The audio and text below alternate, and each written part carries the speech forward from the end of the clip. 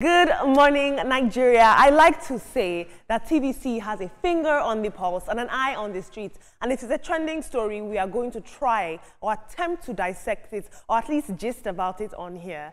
In our first story, just last week, Nigerian travel creator Alma Sinobi made history as the first African to visit all 7 continents using a Nigerian passport.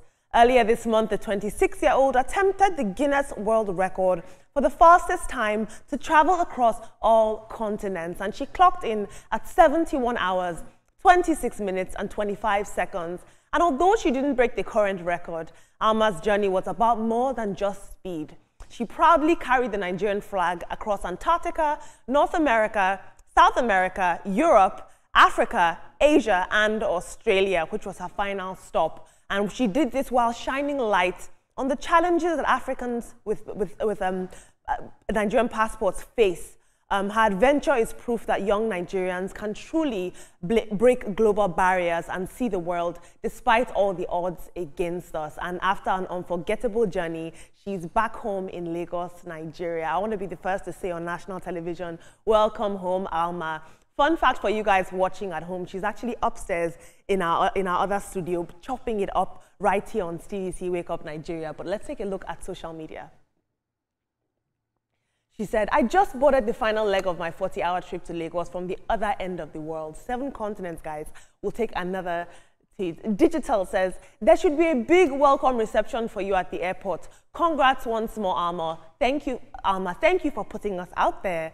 And one more tweet, Dr. Obi says, welcome to Nigeria, Alma. We are proud of you. Thank you for doing us proud. Unfortunately, the Nigerian passport is very weak, and there's a lot of restrictive travel if you hold a Nigerian passport. So this is very important work that she did. But moving on now, in our next story, the United Kingdom government has updated its list of unclaimed estates, revealing that 58 Nigerians are among those who passed away in the UK without anyone stepping forward to claim their assets. These estates, classified as bona vacantia, aka ownerless properties, have remained unclaimed for years, with some dating back as far as 1995.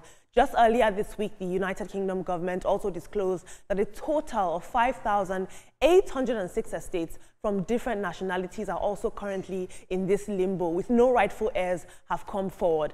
And if they don't, they will officially become the property of the British Crown. Now, for Nigerians with relatives who lived in the UK, this could be a wake-up call to check the list and maybe even claim what rightfully belongs to you. Who knows, you might get a hidden inheritance. Let's take a look at social media. Mezie Abia says, they siphon money in Nigeria, bank them in foreign banks, and then die, leaving every dime behind in Western banks, while millions of people back in Nigeria are left impoverished as a result. No matter how much of public resources you amass and hoard, you are going to the grave with no dime. Everyone should allow this thought to guide him so as to live a good life. Do you have one more tweet on this? Yes, we do. Banti says, the reason a lot of these properties are unclaimed could be attributed to inheritance taxes and also unpaid and outstanding taxes or mortgage payments. Put your properties in a living trust and also insure them appropriately. I think this story really highlights the disconnect that Nigerians living abroad sometimes face with their families, because how can somebody pass away in England and nobody here back home knows about it or is even willing to claim it after all these years? But I want to hone in on this Alma Sinobi story, Ibrahim and Veronica. Have you ever faced any challenges while trying to see the world or travel abroad that really frustrated you and reminded you that you were holding a green passport? You get that all the time. I recall when I went to Dubai and how they had to just move me aside, they took me to a particular room. It's like I was being debriefed and the lady had to do all sorts and ask all sorts of questions. I think I felt humiliated at that point because everyone was moving, and then you took me aside because you felt, oh, this person is Nigerian or something for whatever reason, because I did not go with anything incriminating as it is at that time. But then would the perception of Nigerians or people across the world change towards Nigerians? What we do as a people, we need to begin to look at that. I think it's important. But kudos to Alma for making that effort to travel around the world, despite the challenges we face as a country. And talking about the list of properties, I was looking through that list. That maybe that my uncle that is living in the UK perhaps had a property. But you know how we are in this part of the world. I have my property, I'm keeping my things, I'm hiding. I don't want my family to know I'm this rich and all of that, because the village people can come after me and those.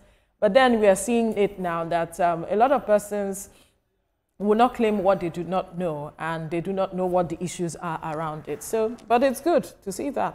Yeah, as for me, I don't think I've really experienced, you know, harsh, you know, conditions or harsh relationship from, you know, the immigration officers going through Morocco, Ethiopia, going to the United Kingdom, and all of that. Just normal questions that I noticed that were being asked other nationals who were ahead of me, and you know, getting there.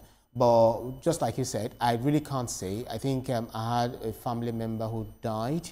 Was it last year or 2 years ago? But the families are there, so I don't think the person will definitely be on this list. She's owned a lot of property. Congratulations to Alma.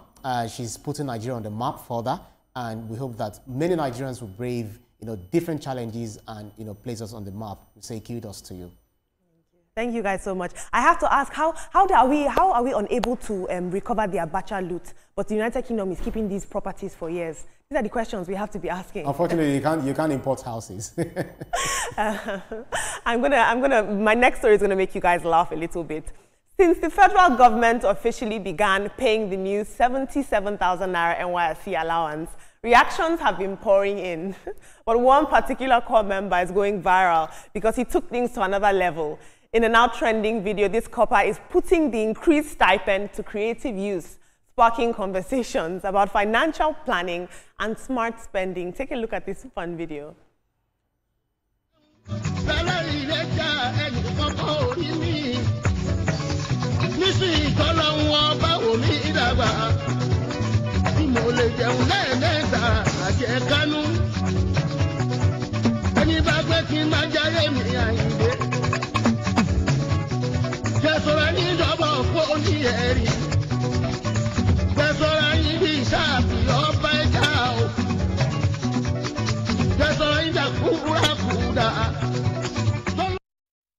I mean, what can you do sometimes? You just have to just wash your hands and eat 5 turkey and one swallow. It is well. Let's take one tweet on this story. The King of Salem says, Yahoo Yahoo has really damaged the reasoning of many Nigerian youths.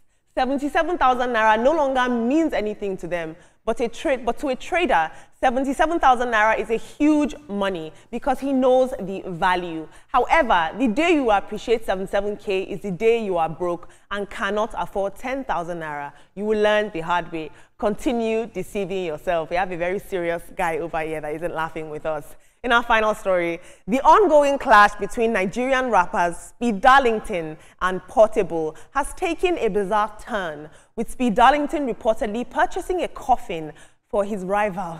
Their beef started when Portable rejected an offer to perform at an event involving Speed Darlington, claiming the proposed amount was too low and that he was a superstar. And so he asked Speed Darlington to pay him a whopping 20 million Naira before he would grace the stage. Things quickly got personal when Portable proceeded to insulting Speed Darlington's mother, fueling this tension between them. Now, in what appears to be a very terrible and dangerous response, Speed Darlington was spotted at a casket shop, allegedly buying a coffin for Portable. Can we get a video of this? Come.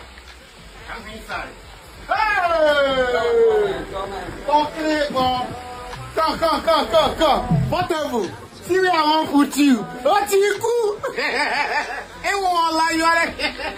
I get respect for you, no. That's why they put them for shiny one. See how the team fan. Send you to your grave, to your daddy. Back one way. Pa, pa, pa, pa, pa. What you cool? Before I take these stories to my two co-hosts, much to their chagrin, I'd like you guys to please chime in on the conversation. If you think that you have an interesting perspective you'd like to share with us, tag us with the hashtag TrendingNowTVC on any social media platform of your choice. I promise you that we are listening. Veronica and Ibrahim, unfortunately, I had to bring you guys portable and speed Darlington discourse. I know you'd like to discuss more serious things, but hey, bang da da dang. I'm not sure I got that. That's Speed Darlington's catchphrase. But you know, these two thrive in controversy. They thrive on controversy, and that's what sustains them. That's what sustains their business. If Portable says he's worth 20 million, his performance is worth 20 million, give it to him if you have the money. I mean, if you don't have the money, then leave him alone.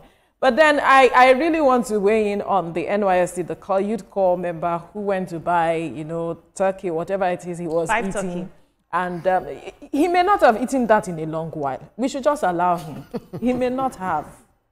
At the same time, we just have to see that maybe it's from an affluent, you know, very rich home, and others will want to copy like, 77,000 naira. I tell you, no matter what you think, it's still chicken feed. Even if it's 200,000, 500,000, 1 million, before you close your eyes and you open it, you realize that you're done with the money. So you need to think of prudency. You need to think of how to invest this money properly, so that there's life after. You don't cry that, hey, President Tinubu, the money is not enough. I'm suffering and all of that. He has to step down first before thinking of all that stuff. He has one life to live. Let's not forget. And let him continue to chop the head of his life then. Anyway.